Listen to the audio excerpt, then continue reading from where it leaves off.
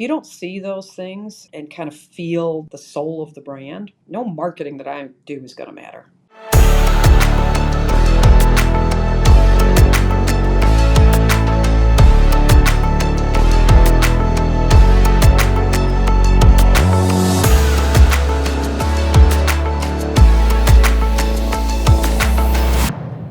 Well, hello, everyone. Welcome to episode 5 of the Brand Builders Playbook. This is Jim Stengel. I'm Ryan Barker. I'm Lindsey Wehking. Lindsey, so good to see you. Last recording, I think you were on sabbatical.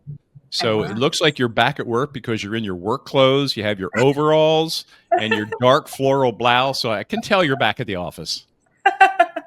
Everyone's office uniform. So what was sabbatical like? Did you have any revelations? Did you have any left or right turns in your life? Can you share anything with us about your reflections when you were away from work? Yeah, I mean, so this is the first, I feel like the first sabbatical, the first time I've stopped working for 2 months since I was maybe 16, and I moved cross country. So I moved from Brooklyn to Southern Illinois, right outside of St. Louis. And, I think the biggest, I started doing a lot more personal writing and some more creative art. And it was funny. I think one of the things I really realized is the operating system that I have learned to thrive in corporate America is not the operating system that works very well when you're trying to do more soulful work.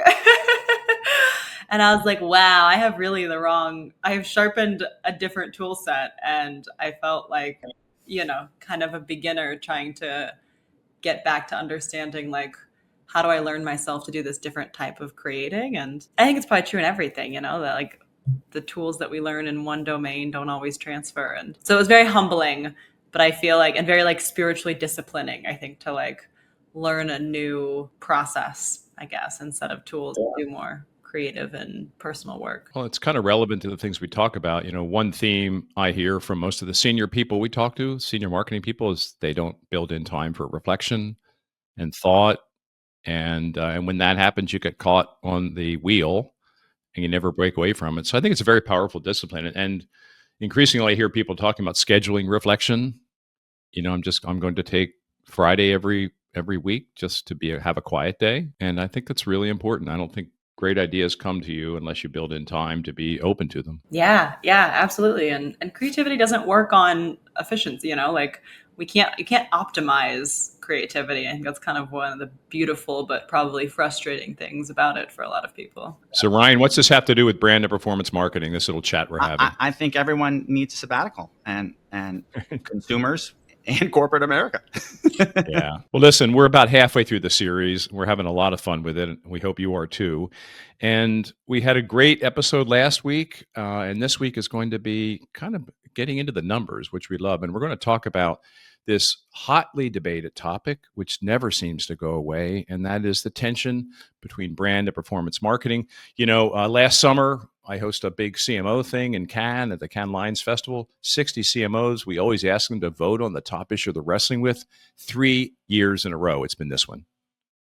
So anyway, we hope to get some insight today. We have a great guest coming on, but I think it's a really, really hot area. And I hope people will have useful things to put in their playbook regarding this topic after we're done today. But before we get into that, what we do before every episode? We all talk about a playbook that each one of us are admiring, that's kind of relevant to the topic of the week. And I usually go last. Today I'm going to go first because I love the example I have. And it's a brand I had on my other podcast recently, and it's Duolingo. And they have just a fantastic leadership team, fantastic culture. Their CEO in their most recent earnings call had marketing in the first paragraph of what was driving their incredible results on brand and performance. So they really think about these two together. They have the teams together. They have the same KPIs. They believe that performance marketing has to build brand builds performance.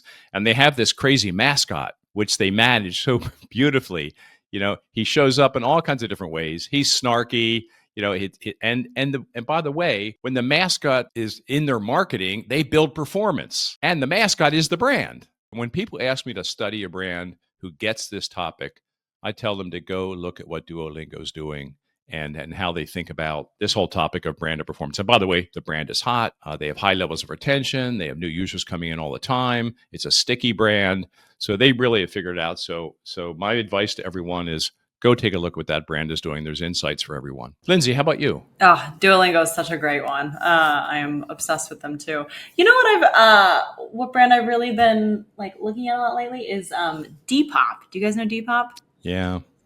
Depop is it's a resale secondhand Yeah. marketplace. Yeah.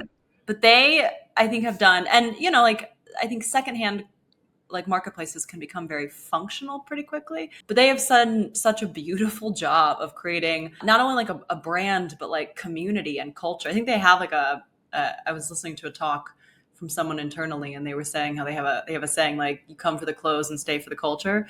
And I think they do such a phenomenal job of cultivating culture and community, and then using their sellers as their marketing. They've tapped into like kind of niche aesthetics and niche fandoms and niche obsessions in youth culture so beautifully, and I think really have like understood self-expression and creativity, but they also still do, I think, phenomenal performance marketing at the same time. And it seems like, I haven't heard, it seems like they don't see them so separately, which I think is probably a big takeaway we'll be talking about today. Where are they based physically? Do you know? The UK, I believe. Ryan, your turn. Bring us home. Jim, who gives a crap? Not being rude. That's the name of the brand. Have you heard of these guys? Started in 2012 out of Australia, expanded into Europe, doing really well in the UK, and came to the US in 2024. It is a purpose-driven brand, make things like toilet paper.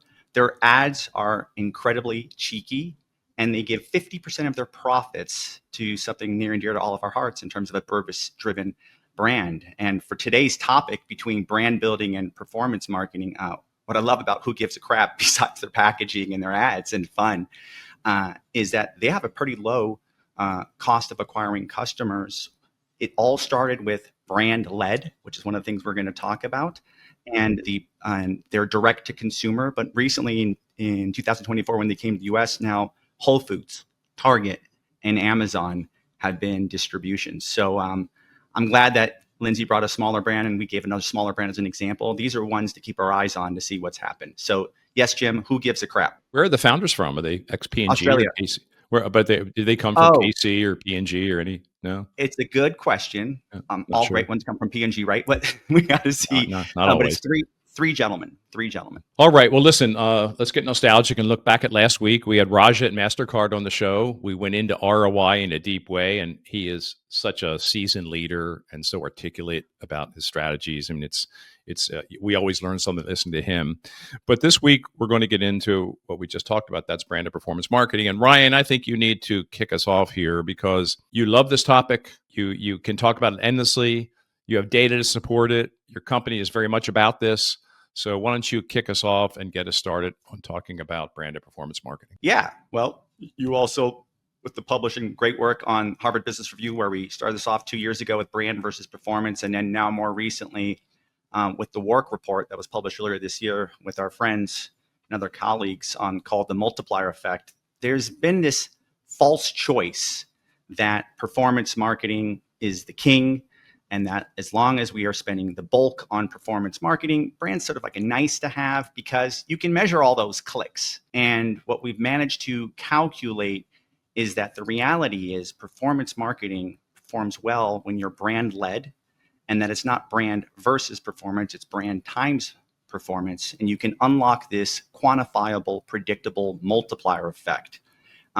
Two interesting stats that we pulled.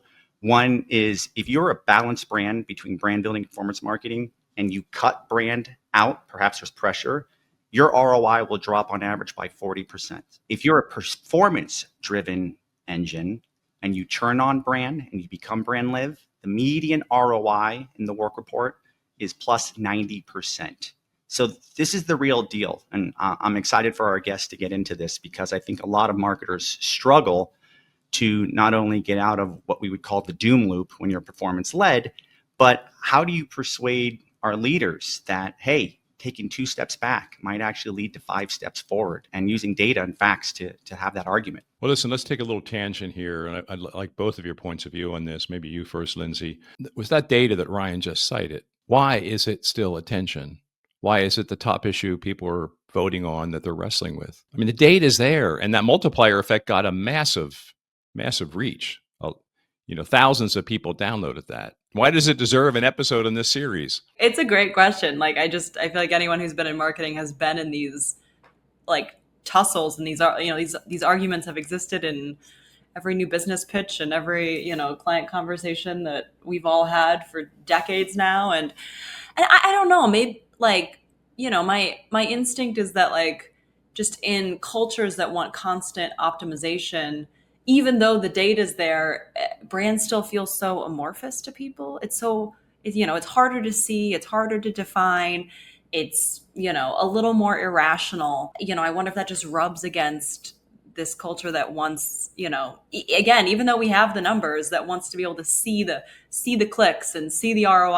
And attribution modeling on brand is difficult and has a lot of challenges that come to it. And I think it rubs against this rationality. But it's funny because it just feels like such a false dichotomy, because what is performance without something to perform in favor of? If you have no meaning or no idea, or that your thing doesn't mean something to someone, what exactly are you optimizing? I don't know. Ryan, what's your take on that? We talked a little about this I think a couple episodes ago, but short-termism, right? We're all obsessed with short-term gratification, especially Wall Street. I think for non-brand people, measuring clicks and attribution in real time, they get to see the results. Not understanding that if there was the brand engine, that's probably contributing a significant amount of that success. Or if you're performance led without the brand building, that's not sustainable. And that's when folks will end up realizing they have to spend twice as much, 3 times as much just to get the same results from this. So I think it's short-termism and measurability. And not a lot of folks realize that there's been a lot of upgrades on the ability to measure brands at depth and real time against culture. And I think that's it. Folks want to see real data to support these suppositions. What do you think would be the biggest change we can make? Is it KPI? Is it unite brand and performance? Is it organizational change to put these teams together? I mean, with the clients you work with, Lindsey, what are they doing? Yeah, I mean, it feels like a lot of times things are very siloed, and so you're not having the right people in the room at the same. These are two. It's kind of like the head and the heart. You have to bring them. You have to yoke them together, and I feel like we're just so used to separating everything, and then we're fighting. Teams are fighting for resources. That strikes me as the biggest thing. But I'm curious, Jim, having run a lot of these teams at the highest level and have been in the highest level of these conversations, what did you see? I think it's almost always the answers in the organization and what you value, what you measure, how you set up your structure, the kinds of things that are people that are heroes in the organization. So I think if you get everyone to realize that everyone's job is, I think Yum Brands has a slogan, something like sales today, brand tomorrow or something. So everyone has to be working on things that build the brand every day and also build the sales.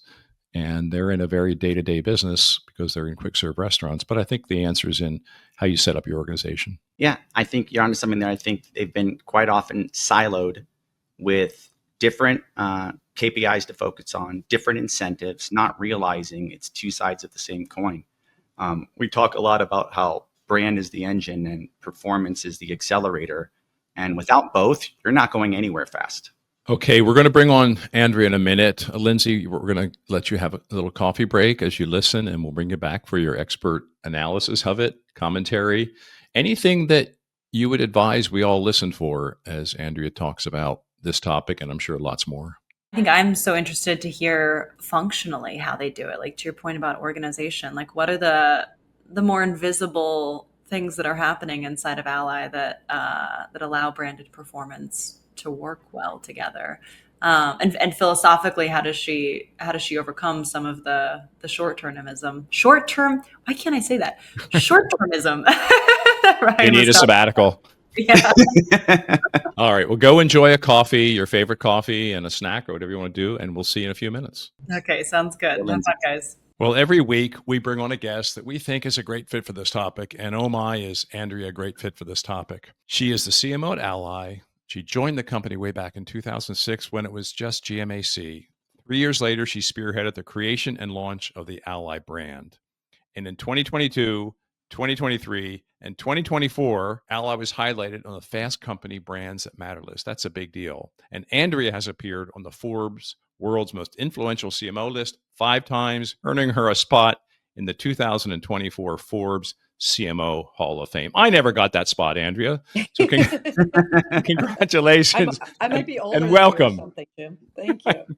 No, I don't think so. Hey, last time you and I talked, we talked a lot about women's sports Yeah. and the rising influence of women's sports, and you were early on that at Ally.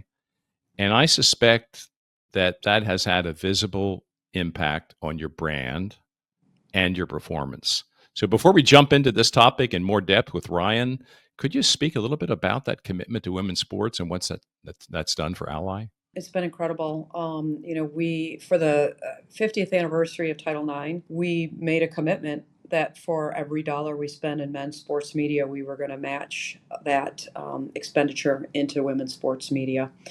And you think about the trajectory of what's happened in women's sports since that time. I would say we played a role in it, partially for sure, as a bit of the brand architect of that movement. A lot of our concentration and our focus was in changing the media landscape for women's sports. And we've seen a commensurate growth in terms of what it's done for the Ally brand. Not only is it an internal pride point from our CEO on down, but our brand favorability when we look at fans of women's sports is anywhere from 20 to 30 percentage points higher. And we know brand favorability has a direct impact on actually acquisition. So customers or fans of women's sports are 6 times more likely to open an Ally account, and they're opening them at an 87% more efficient cost to acquire. So we're getting it kind of on both ends of that barbell. Our brand valuation, we measure that with brand finance. 2 years ago, up 31%. The financial services category down 3%. Last year, up again another 4%. The financial services category again down 5%. So you're just seeing these huge swings. And then 65% of everyone that's coming to our storefront is female. And so, we really feel very well positioned, especially Jim, given that the predicted wealth transference to women over the next 5 years is between 10 and 20 trillion dollars. And by the way, your paid media is doing a beautiful job too. Thank you. It just is very emotional, very insightful, very interesting. So I don't know who's helping you with that if you're doing that internally, but I think that it's that's helped your brand as well. We brought all of our internal media strategy planning in-house. Got an amazing team run by Jennifer Brockington and Lonnie Wiles and Molly Lawson, and Michelle Alfano, who just do an incredible job of finding us the right media, putting us in the right places. And then I think what we've launched in terms of kind of we call it the Ally Words campaign. It puts us in every moment that people need money, which is pretty much every moment in life, without saying those words. So the growth in the last several years has been incredible, and I'm really proud of where the brand stands today. Ryan, I'll turn it over to you. Yeah, from the Barra data's perspective, we've seen your core loyal customers, the lifetime value, strengthen significantly. And the average financial service brand, especially banks, are all sort of sitting in this commodity area. But your core is strengthening, but the number of prospects who are raising their hand that say, I don't currently have an Ally bank account, but I'm interested, is also growing exponentially. Besides the female sports, can you talk a little bit about other tactics or strategies that have led to that success? Yeah, I mean, I think for us, Ryan, honestly, the key differentiator has been that banking is largely a category that people are either unemotional about, apathetic, or they have disdain. And what we decided early on is that we were going to create emotion in an emotionless category. If you think about our classification, we're what's considered a super regional bank. And what's unique about us is we've been able to create a national footprint even as a super regional bank. And the value proposition is very different in that it's customer first, and it's this notion of financial services that truly serve. And we've really tried to tap into that from a marketing perspective. So whether it's things like the commitment we've made to women's sports, whether it's things like our annual Thanksgiving campaign, where we literally give our call center advocates $500,000 and we say, spend it however you want on this day with our customers. And our frontline employees are actually having the opportunity to do really unexpected things to help our customers. And then we capture all the content and put it out there. Two unique partnerships that we've done with companies like Hello Sunshine. And we've created two slates of shows with Hello Sunshine around this notion of side hustlers that really tapped into the insight of how many women left the workforce during COVID and are trying to turn their side hustle into their main hustle. To just even integration now into a lot of content and shows like hacks and different things for a brand, whether it is kind of small in terms of our go-to-market spend. I think the creativity is off the charts, and we've really intersected culture in a really unique way in a category that doesn't care about us. That makes a lot of sense. Today's topic is about brand building versus performance marketing, and a lot of organizations struggle with the over-reliance of performance marketing. Can you talk a little bit about that within your organization? Yeah, look, I think about it as demand generation and demand capture. And I think they're completely aligned, and you can't have one without the other. And so we try not to overly focus on, is this brand or is this performance? We really think about it in the pieces of, kind of generation and capture. We did something really interesting a couple of years ago with the MMA and TransUnion, and we actually went out, Ryan, and we tested with 850,000 consumers, and we split those groups, and we said for one group we're going to just serve a steady diet of kind of demand generation advertising, and for the other it's going to just be all demand capture, so a lot of just rate advertising. And then we looked at the differences in terms of what those two different streams of creative did in terms of creating affinity, cost to acquire, and lifetime value. And it was the first time I think there was an industry piece of research that actually proved the fact that you need both. And that's where we really saw that those that got the steady diet of that demand generation advertising not only were more efficient in terms of cost to acquire, but they grew their lifetime value with us at a really significant clip. And so that's been, I think, a landmark piece of work that we've used to really help us think about investment capacity, but also change the narrative internally, kind of up and down the C-suite. Can you stay with that, Andrea? I think it's a beautiful story, but can you go a little bit deeper on what you've done organizationally to be sure Yeah. that people are working together? Maybe they're sharing KPIs, maybe they're on teams together. So can you talk about how you've set up your organization to really execute what you just talked about? Yeah, absolutely. So actually, we've just gone through a massive operational reorganization on my entire team. And one of the things, Jim, that was a little bit unique about my team is the different pieces and parts of it. So I've got marketing, I've got comms, and then I've also got product innovation. And we do product innovation in a unique way through something that we call TM Studios, Truth Mark Studios. Maybe a little known fact, but our ally A is what we call our Truth Mark, because we've always wanted the brand to stand for transparency and truth. And so TM Studios is within my remit as well. And as a result, those things don't all fit together. They make sense together, but they don't all fit together. And so we just went through a pretty intensive 6-month really duration of time that myself and my leadership team got together and worked with Marcaps and said, okay, what are the different capabilities that a modern marketing and communications machine needs to have? But then we matched that against high-performing organizations. So what are the organizations that are driving the highest output? What do those capabilities look like of those organizations? And then we mapped that against, what do we want to have? What are we good at that we need to keep? What are we not good at that we absolutely have to have? And what are we doing today that maybe doesn't make sense or nobody cares about anymore? And then how do those pieces and parts come together?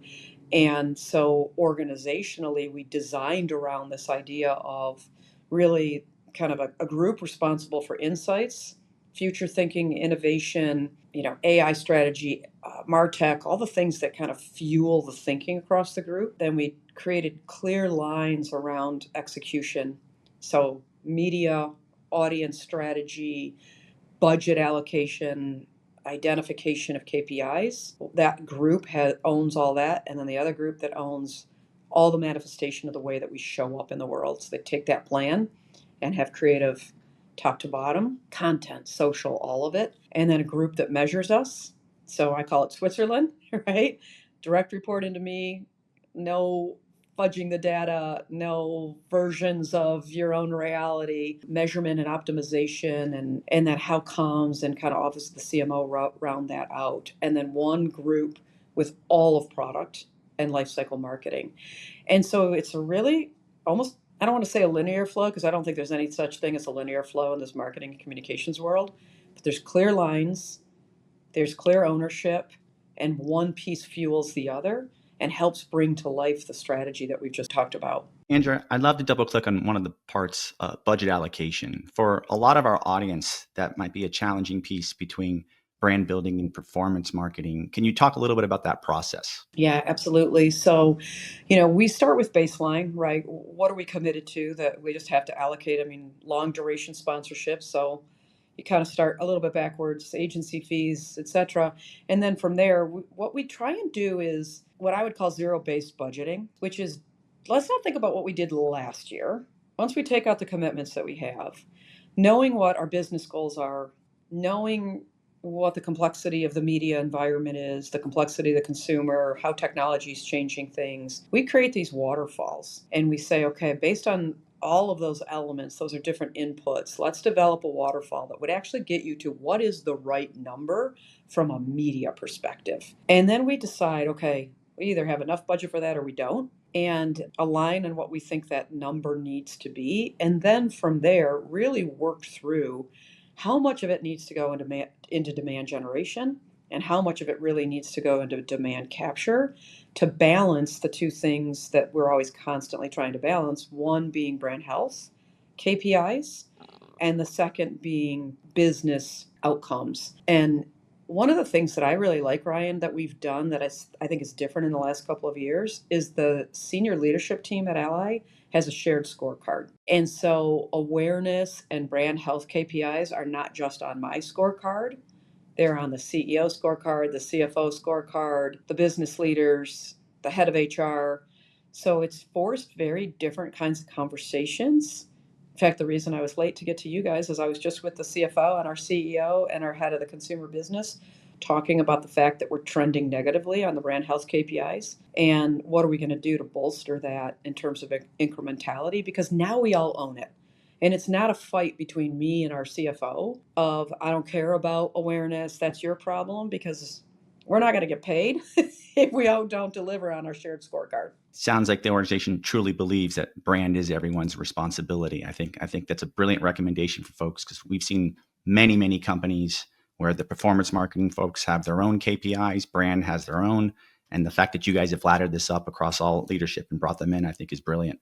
One of the things I think has always been a differentiator at Ally and is special about this place, and probably the main reason that I've stayed here my entire CMO career, is the fact that I truly believe that everybody walks the walk when it comes to believing that the brand is a shared asset that we all have responsibility for. And I will tell you, the business has done things like waiving overdraft fees and being the first to waive overdraft fees that were big brand acts that had more impact on anything than what I could have done from a marketing perspective. I think that the same holds true for the way that our frontline employees show up and interface with our consumer customers and our dealer customers every day. The way that my HR partners think about benefits, recruiting, training, even the way that we evaluate ourselves on the what and the how at Ally. And the how is rooted in the principles of do it right, which is our tagline, and which we consider the golden rule. So it is integrated across the totality of the company, all the way up to like our investor relations group and how much they talk about brand. And if you listen to one of our earnings calls, our CEO will talk about brand and the performance of the brand all the time. And it's not from a marketing perspective, it's an asset that the entire organization owns. And I think that's what's truly set us apart. Here, here. Andrea, how did you get there? How did you get to a place where everyone sees it as a shared asset? You share KPIs. Brand is talked about in your earnings reports. Has it always been in the genes of Ally since you started? I honestly think, Jim, because it's been part of our origin story. I mean, if you Mhm. think about, you touched at it on the onset, we were GMAC. We were spun out of General Motors, bought by Cerberus, taken private with the intentionality of going public. Right when that happened, it was during the worst financial crisis since the Great Depression. We took a $17 billion TARP loan from the American public, which we paid back in full with interest, I may add. And the origin story was, we easily could have been left for dead, but we had to create something highly differentiated, and we had to create something that wasn't going to work unless everybody owned a different piece of it. And so being able to create a company from the ground up together with a group of people created an owner mentality that everybody has. And another, I would say, a unique aspect of Ally is we do this thing called Own It grants. And every year, every single employee of the company gets 100 shares of Ally stock. And it's created this owner's mindset. I think we started the program 5 or 6 years ago. Like if you were an employee that was here 5 or 6 years ago and you've held on to your stock and not done anything with it, it's worth $50,000, $60,000. Think about that for an hourly employee who's on the front line. They get $60,000 of Ally stock, right? So it's these things that we've done to create this ownership mentality of you all own the brand experience. And like I always say, I say this to the board all the time, I could have the best marketing in the world. If you don't feel it as a customer when you call or when you go to our storefront or when you get on our mobile app or the way you see us show up in the community, the things that we're doing. We just made $150 million commitment to workforce development in the communities where we work and live.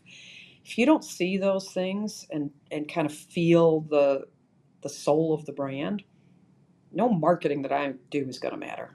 And I think people at Ally ubiquitously just really feel that. I think part of it is I've been very vocal about I don't own the brand. You guys own the brand. It's just my honor to be able to talk about it. The fact that from the CEO down, everybody's embraced that mindset. You have a very clear point of view in this brand and performance marketing, and it's working, and it's how you set up your organization. For those that are struggling to kind of do what you're doing, it's still an issue that is voted as one of the top issues in the function. What would your counsel be to get to a place where you are? Yeah, I mean, my counsel would be one, you have to have fact to sell to more linear thinkers, right? I mean, that's just the reality. And so you've got to work with partners that can help you, whether it's the Bears of the world or others that can help you with the right kind of data to put the narrative together and tell the story well internally. Two, I think start small, do some test and learns, and prove out the thesis. Three, get aligned language. I think we do ourselves a disservice as a marketing organization by calling it brand versus performance. I really do. And that's why we've tried to strike that from our lexicon and really think about it more in terms of this demand generation and this demand capture, because brand can do as much to drive performance as vice versa, right? And so getting common language across the organization, from your CFO to your business leaders to your marketing organization, and if there's bifurcation within your marketing organization between, there's a performance team and there's a brand team, bring those teams together in different ways, create common language, create common goals. And then I think the last thing is the notion of creating this common scorecard and making everybody responsible for both aspects of demand generation and demand capture. Because it's not going to work unless at the end of the day you're all being measured against that and compensated against that. Makes a lot of sense. Andrea, also for our audience, when you're in tough times, and if perhaps the balance between demand generation and the other side of the equation, talked about how you you navigate that and to ensure that we don't lose too much on the brand side. Yeah, it's what we've done that I think has been interesting, Ryan, is there have certainly been times where, let's just say, we're tracking behind in terms of our customer growth goals, and we want to go out and do a promotion in the marketplace. Typically, promotions, you would think about those as very performance oriented, right? We're going to incentivize consumers to come to Ally. And instead of doing it in a way that is, what we would call kind of off-brand or more performance focused, we try and do it in a way that it is brand accretive. So I'll give you a really good example. We did a campaign a couple of months ago called Graduate Financially. We're running behind in terms of customer growth. We didn't do any incentive with it, but we went out and we launched a campaign focused on people that opened bank accounts maybe in their 80s, in the 80s or the 90s, and are still with those banks. And we reminded them of different trends that were big in the 80s and the 90s and said, okay, you've moved on from these. You're no longer, wearing this. You're no longer doing the Harlem Shuffle. You're no longer doing this, that, or the other thing. So why are you still with the same bank? And we launched that in a really brand positive way. It wasn't in the Ally Words campaign, so it wasn't part of the main campaign. It was tangential to that, but it was in the Ally tone. It was fun. It was disruptive. We got Taylor Lautner to do a post on TikTok and do a TikTok and wear some of the things that he used to wear back in that era and talk about why haven't I thrown these things away. So just a really fun way of doing it. And then after we created that inertia in the marketplace in a very brand specific brand tone, then we went out and incentivized with promotion through our Refer a Friends program so that we started the momentum first and then incentivized in a very Ally way through advocacy. And so I think that's how we've balanced it, where we don't see any loss of brand momentum because you're not hitting people with a blunt force instrument. And anytime we do a promotion, we do it in a really brand accretive way. I think this is literally the playbook for Right. how to set up the organization, incentivize, ensure that you get alignment from all the stakeholders. I think it literally checks the box on all the components. And it takes a lot of work. It does take a lot of work. And it takes a lot of, you've really got to be invested in it. And you can't get deterred. And I'm not going to say it's been an easy journey. There have been times where, I've been deflated, defeated, all those kinds of things. But you've got to, go off, take your cool off lap, come back and keep working at it. And I just think that's the big thing. And maybe just one last thing that I'd leave everybody with is I think where CMOs get in trouble, maybe sometimes fall out of favor, especially when it comes to this bifurcation of allocation between brand and performance, is misalignment with the CEO. And I think it's really critical that as a marketer, if you've got that access, to spend as much time being highly aligned with your CEO on what the vision is. What does he or she want the brand to stand for? How much are they willing to push for it? How much risk are going to allow you to take? What is their investment capacity in it? And to make sure that there's no misalignment. And I think that's one of the things. Look, I'm 12, 13 years in my CMO chair and 5 different CEOs. And I'd say the first thing that I've invested time in is getting that alignment and shared vision with the CEO. Excellent way to end it. Just one last question, Andrea. We're in the fall, going into 2026. What are you looking forward to most for Ally in 2026? I'm really excited. We've got this new focused forward strategy, which is our new North Star at Ally, and this notion of really kind of focusing in on the core. I've just gone through this reorg, as I mentioned. The team's heads down on a bunch of new creative work, and I'm most excited about, I would say, what's the moxie for Ally and how are we going to show up as we get into Q4 and go into the fall and really reground ourselves on the core, kind of a new consumer strategy as well around really creating primacy around the bank. So there's a lot of exciting things happening here, and I'm probably the most excited and invigorated as I've been in a long time. It sounds fantastic. We'll be watching. All right. Hope to make you proud. No, thank you for this. It's been a real gift. Really appreciate it. Thank you. Appreciate you taking interest in Ally and our story. So thank you. Absolutely. Well, Lindsey, welcome back. Did you enjoy your break? Yeah, I mean, that was fantastic. I could listen to her all day. Yeah. I felt like we needed to give her like 2 hours and not 20, 25 minutes. So she's an amazing person, right? So let's get that out of the way. Just an incredible CMO, incredible leader, incredible human being in the job a long time. There's learning in that. Need to do a study at some point on continuity and results in CMO, because everyone talks about how fast they churn through. There's a lot of them that don't churn through fast, and I think have a big impact on their organizations. So what's your take? You were sitting back listening to all this as Ryan and I were putting out these interesting questions. What was your take? Yeah, I mean, she said so many incredible things. I think, this was early on, but one of the things I really love that she talked on before we get into the performance stuff is even she had this phrase, creating emotion in an emotionless category. Yeah. And we did a big piece of research on the financial industry. We launched nonfiction research off of it. It was called The Secret Financial Lives. And one of the biggest, things that we had talked about in that piece was how money is so emotional, yet banking is so unemotional. And at some point, I think it was a banking executive who told us you basically have to torture people to leave their bank.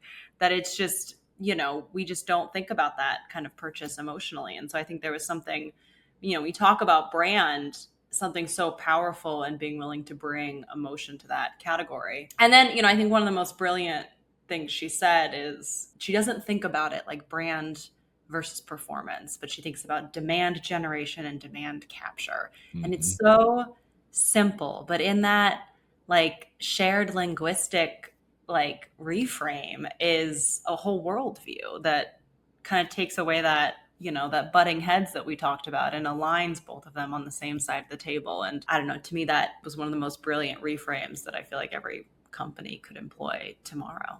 Ryan, how about yourself? I know you were in the middle of the conversation, but what's your takeaway from it? Totally agree with Lynn's, the renaming of it. And she said it's a disservice to marketers, but they're walking the walk from the organizational alignment.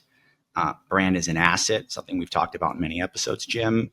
Starting from the CEO down, that it's everyone's responsibility, and having to rebuild that alignment constantly as new executives come in. It's ingrained in the culture, and then the balance between or being agile on good times and bads and how you do allocation. But you could hear just the level of sophistication and test and learn and process that goes into this, and it's not easy. I was thinking about a number of companies as she spoke, they reminded me of.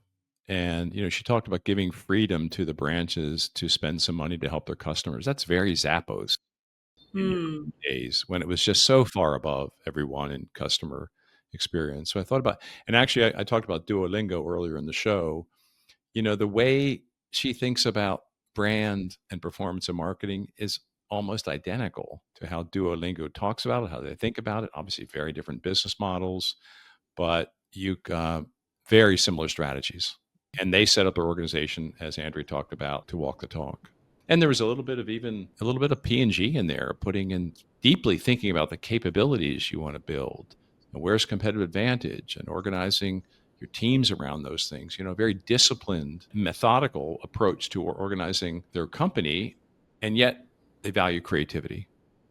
So I think she gets that right too. So anyway, how about you? Who'd you think about, if any, when you were listening to her? One of the things that I plugged into that I really appreciated was how she talked about how when someone picks up the phone and calls the customer service rep at the bank, that matters just as much, if not more, than any marketing. And, that were, like you said, Zappos, like Nordstrom, like all these great. And I think it's so true that, and especially with banking, that like every one of those interactions is doing so much more marketing for you than any marketing campaign ever could. And I think taking from like the great customer service companies of our time, I just think that is a massive mind shift that a lot of companies don't have. The oversimplification, besides changing from brand versus performance, stop pitting them against each other, is, in her words, the steady diet on that long-term journey of building that asset, that relationship with consumers. What about as a leadership role model? What would you highlight from that discussion? I mean, we spent just 20, 25 minutes with her, but what did you learn from her as a leader that you think would be helpful for our audience? I think not enough CMOs embrace the financial accounting, the math that brings the credibility, the facts into the equation, which helps bring some of the intimidation of brand being this soft, emotional thing. And it sounds like she's had to do that playbook over and over again with several folks at Ally. So I think as a leader, understanding all those components, bringing in other lines of business. But as she said, it starts with the CEO's vision, spending time, understanding that vision, and then educating brand's role on this in that steady diet. Yeah. And, I think maybe to Ryan's point, like she seems like an expert translator. She used a phrase, with straight linear thinkers, you have to begin with facts, in that you can tell she speaks both she speaks multiple languages, multiple ways of thinking about the world, which I like really admire. And I think a lot of times is a power of more feminine leadership. But then I think the other thing that I thought was very wise is she ensures that it's not just her that carries the responsibility for the brand, because ultimately it's not, all these other functions are 100% determining how brand is doing. And, I think there can feel so much pressure often that like, if this is my domain, I'm 100% responsible for it. And I think advocating for a structure that spreads that responsibility across everyone who does impact that can be hard to advocate for, but, is obviously working brilliantly. Maybe Duolingo needs to have brand as an asset, as a new language course. There you go. There you go. I have to get them together. These are the little things that are interesting. We recorded this and she was on a field visit. She wasn't in headquarters, right? She was in Charlotte. She had just come out of a meeting with her CEO and CFO about brand, and it had some negative trends. So they were all together addressing it. She was in a cool t-shirt, relaxed. So I think all those small things, she talked about the meeting she just went at which was a really important meeting. She talked about being in the field. She was dressed in a cool, casual, approachable way. I think she would be someone wonderful to work with or work for. Absolutely. A sage. So we always end with one thing you would recommend for our audience to consider adding to their playbook on our topic of the week. And obviously this one is brand and performance marketing. Ryan, what would you add? What would you recommend people consider adding to their playbook? I think if you're an audience and you don't have the luxury of an organization that appreciates brand as an asset, start with the facts and just taking the statistics of a negative 40% ROI if you're too heavy and performance driven, or how do we unlock that plus 90% when we get the balanced diet properly allocated? I think start with that. Start with the numbers and the facts. How about you, Lindsey? I think that's brilliant. I really think the redefining what brand and performance means in your own language and what are you really working towards? For her, she called it demand generation and demand capture. But I think finding your own language, I think it's such a powerful tool and putting people on the same side of the table. I think we're all aligned. Mine would be, she said it toward the end, common language, common goals, common scorecard, and not in the function, across functions. That's hard, but it's very powerful, and it will be an accelerator of your career if you're able to pull that off. And by the way, if you don't do it as a CMO, it's not going to get done. All right, I hate to end this. I know, this was so fun. It's so much fun. So we have episode 6 next week, another great one about choosing the right partnerships and collaborations. It's going to be fun. Really, really fun episode, but this one was an instant classic. Yeah, she was pretty iconic. I have a little bit of a CMO crush. All right, everyone. We'll see you next week for episode 6.